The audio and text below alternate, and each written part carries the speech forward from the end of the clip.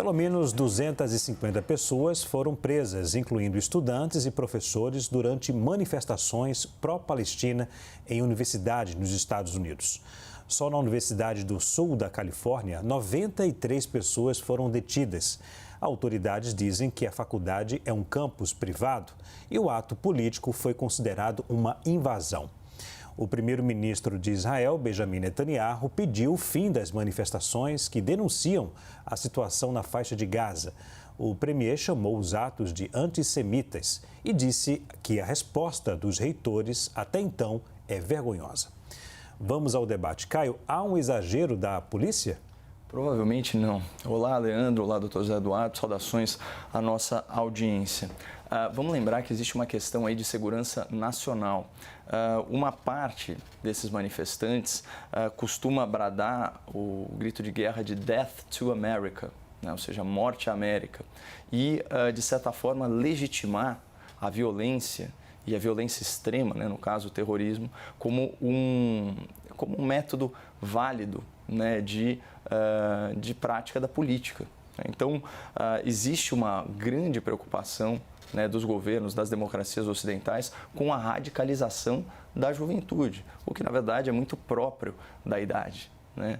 Acontece que existe todo um aparato, né, de, vamos chamar assim, de marketing do terrorismo para cooptar, né, esses jovens nos ambientes universitários. E tem uma série de documentários, tem uma série até de filmes que retratam essa situação, né, de fazer essa radicalização da juventude democrática. Ou seja, até usando aqui uma expressão que o Zé costuma usar bastante, usar, né, as armas ou usar as virtudes da democracia para pervertê-la.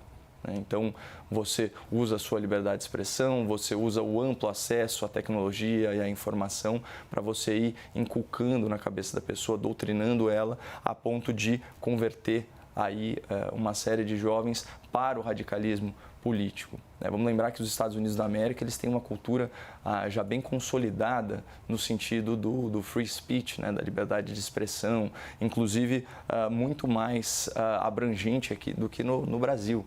Lá eles defendem inclusive a veiculação de ideias ruins e eles tentam, né, sanar, né, esses vícios da liberdade de expressão com mais liberdade ainda, né, para contrapor essas ideias que já se provaram negativas para a sociedade. Então, assim, não existe problema nenhum do ponto de vista democrático de você defender a causa palestina. Agora, quando isso vai desbordar para antissemitismo, para justificação do terrorismo, esse tipo de coisa, aí a gente tem que ficar um pouco com o pé atrás. E vamos lembrar que a Califórnia, né, é um dos estados mais progressistas dos Estados Unidos. O que isso quer dizer?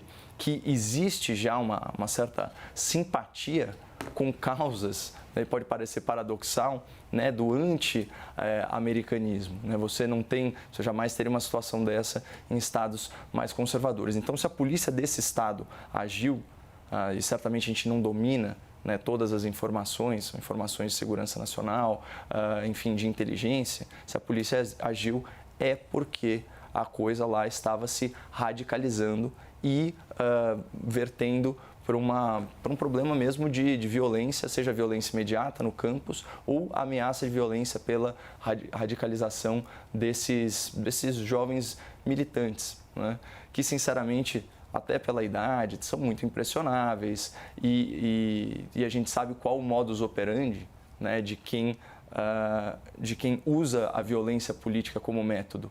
Isso vale para os extremistas do Islã, mas isso valia também para o pessoal da luta armada. Onde que eles iam cooptar o seu exército? Eles iam cooptar nas universidades, né? Se aproveitando do quê?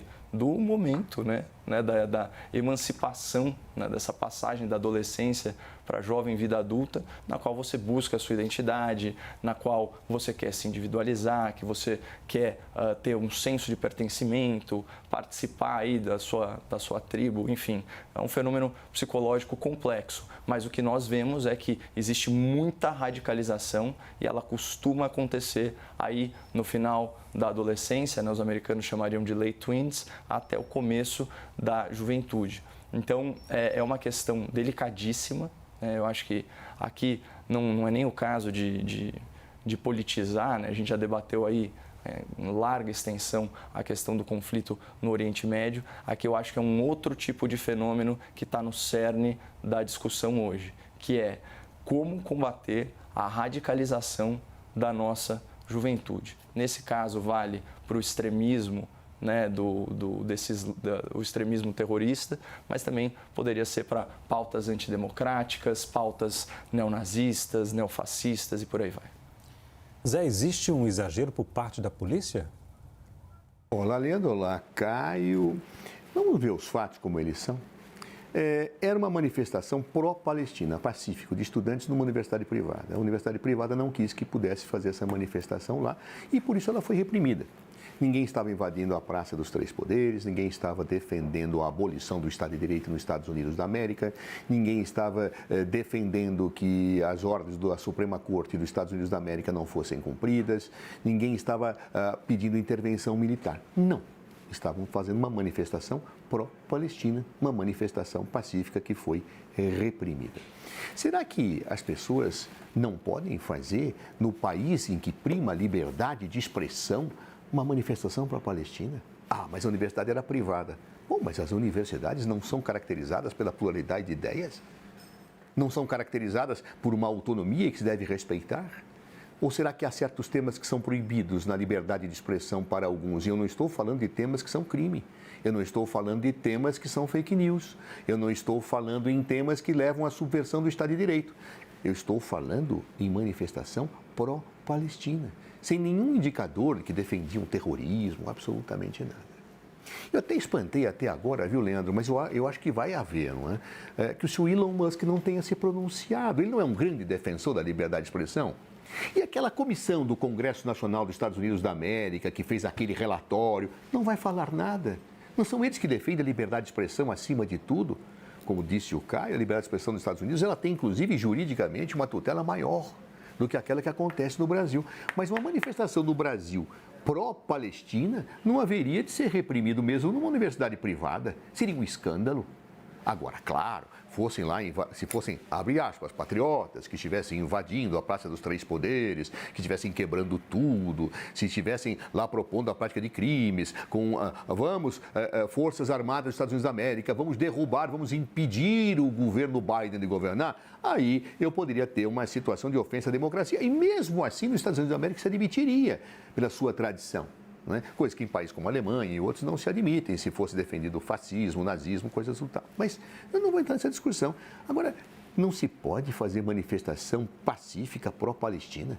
E isso é um desrespeito, isso tem a ver, e aí me contraponto ao Caio, uma radicalização da juventude indevida que comprometa a ordem social. Eu não posso expressar minhas ideias no movimento, eu vou ter que ser preso por isso. Mas não somos nós, e eu sou, e você também, Caio, defensores da liberdade de manifestação? Eu, aliás, constantemente falo aqui, olha, a liberdade de manifestação tem limites. E tem sido muitas vezes refutado este argumento. Mas agora inverteu? Eu não posso ter uma manifestação pró-Palestina? Onde é que está o crime de se manifestar pró-Palestina? Onde é que está a sedição?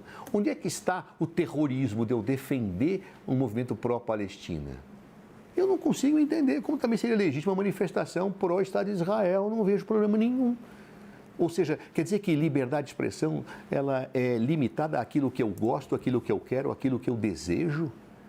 O que eu acho que o limite à liberdade de expressão ele existe é para práticas criminosas, para crimes, incentivo à prática de delitos. Então, por exemplo, se eu faço uma manifestação para derrubar o Estado Democrático de Direito, para defender uma intervenção militar que não tem nenhuma justificativa com base no texto da Constituição vigente, aí eu vou discutir se isto pode se enquadrar numa situação tipificada delituosamente. Mas defender a Palestina, estudantes não podem fazer isso? Ou será que se defender Israel pode, se defender a Palestina não pode? Quer dizer, eu vou fazer uma censura? Ou seja, as pessoas que têm falado o tempo inteiro de censura no Brasil vão dizer que tem que ser censurado na paulada, na prisão, pessoas que defendem a Palestina? Eu não estou entrando no mérito, eu até acho que é correto defender a Palestina, defender a paz, como seria também correto defender que existissem 2 estados lá, o Estado de Israel e da Palestina. Agora, eu vou dizer que tem que ser preso uma pessoa que faz isso, porque o dono da universidade, ou os donos da universidade, dizem, aqui não pode, viu? Aqui pode tudo, tá? Se vou fazer, ou seja, e a universidade não é algo que, já desde as concepções que vêm da Idade Média, não se construiu a ideia da autonomia universitária, da liberdade de manifestação nos campi universitários. Eu vou rasgar isto, porque os donos de uma instituição não acham que a ideia expressada é a ideia delas? Seria o mesmo que eu tivesse, e já aconteceu isso em vários casos do mundo, que universidades ligadas a situações religiosas viessem a policiar manifestações, falas, aulas, textos que não expressassem a orientação religiosa da universidade. Isso não é correto. Ou seja, universidade é universalidade, onde as pessoas devem se manifestar, devem se comunicar. Triste. Aliás, para concluir, eu me lembro de uma frase do Macron, Leandro, eu me lembro de uma frase dele quando o Bolsonaro falou aquelas barbaridades sobre a mulher com a esposa dele. Ele falou, c'est triste. É triste. É triste ver que um país que defende a liberdade de expressão de uma forma a sequer reconhecer limites, mande prender estudantes que fazem uma manifestação pacífica e legítima expressando suas ideias. Nesse contexto de guerra, Caio, defender o Hamas é defender o terrorismo, na sua avaliação? Óbvio que é, mas só para fazer um esclarecimento, eu espero que, ao contrário do meu debatedor, a audiência tenha ouvido quando eu disse que não há problema nenhum em fazer uma manifestação pró-Palestina, mas que se essa manifestação desbordar para falas antissemitas e legitimação do terrorismo, pode haver, sim, intervenção do Estado.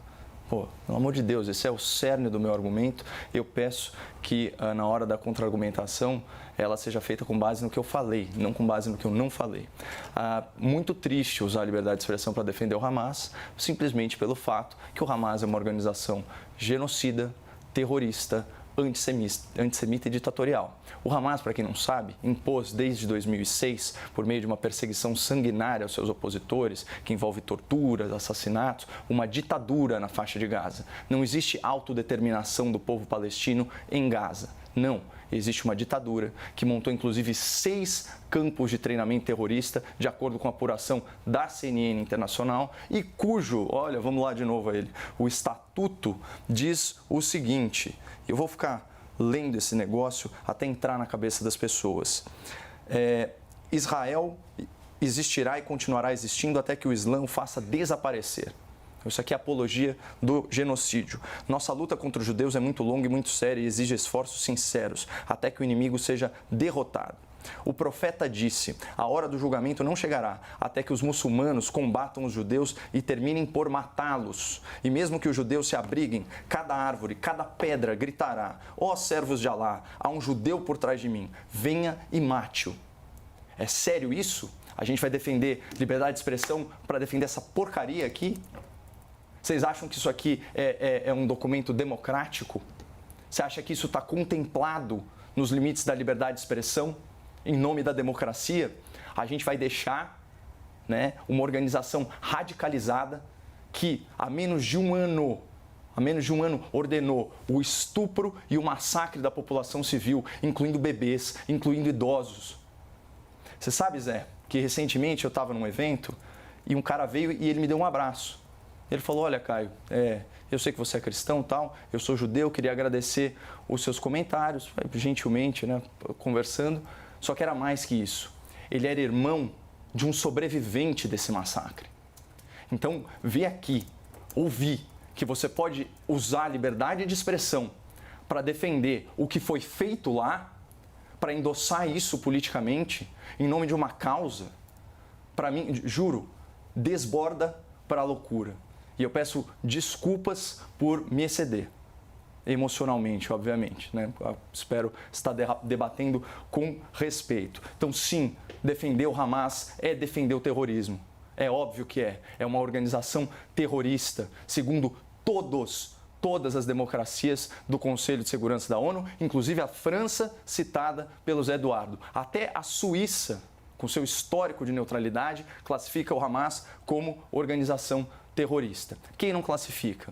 quem dentro da geopolítica quer antagonizar os Estados Unidos, porque se incomoda que Israel é uma pérola da democracia incrustada no Oriente Médio, que é repleta de regimes totalitários, cercada por inimigos da democracia. Tanto que o quê?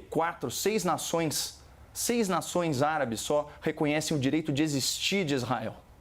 Então, essa é a verdadeira pauta aqui.